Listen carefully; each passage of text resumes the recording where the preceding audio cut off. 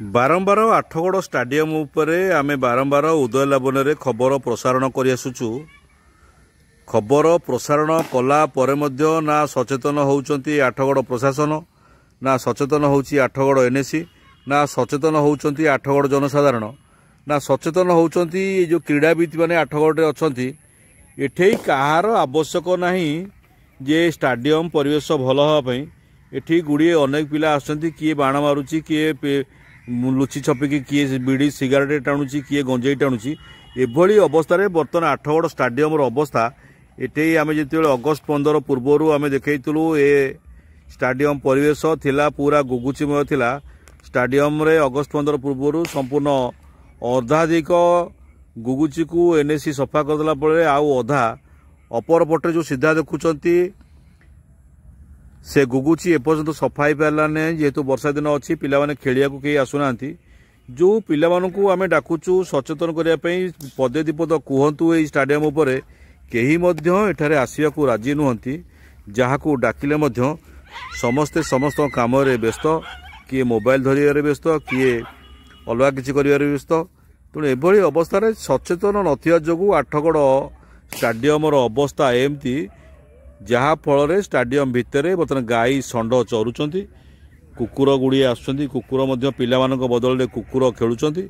एभली अवस्था बर्तमान आठगड़ स्टाडियम अवस्था ये तो अवस्था तो कहबानी दुरावस्था, दुर्भाग्य आठगड़वासीकर जे आठगड़वासी आठगड़ स्टाडियम को 80 मसीह पूर्वतन विधायक पूर्वतन मुख्यमंत्री जानकी बल्लभ पट्टनायक आठगड़वासी उद्देश्य उत्सर्ग करते आठगड़ स्टाडियम को।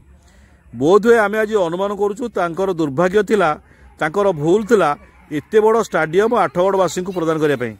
कहीं स्टाडियम रक्षणाबेक्षण केही नाहांती।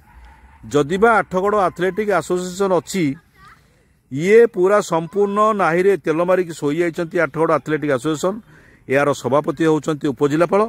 उपजिलापाल जानती नहीं आठगड़ एथलेटिक एसोसिएशन सभापति बोली। जो माने भी संपादक उपसंपादक विभिन्न प्रकार कार्यकर्ता रही से केही आसंती नहीं। एठे घर पाविलियन रही, घर को ताला पकई रखा जाइछि, केतेବେଳେ केमिति खोला जाए। आ एभली अवस्था बर्तमान आठगड़ स्टाडियम दुरावस्था।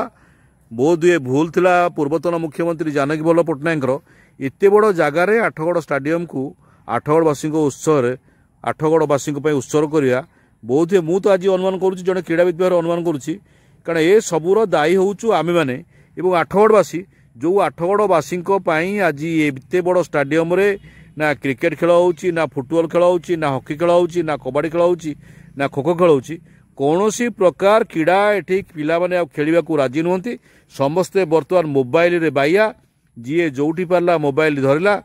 एभली अवस्था आठगड़ स्टाडियम एमती आसंता किछि वर्ष पर्यंत एमती रहइबो। आस्ते आस्ते ये गत किछि वर्ष स्टाडियम भितर माटी पका जायतला, बिल माटी पका जायतला।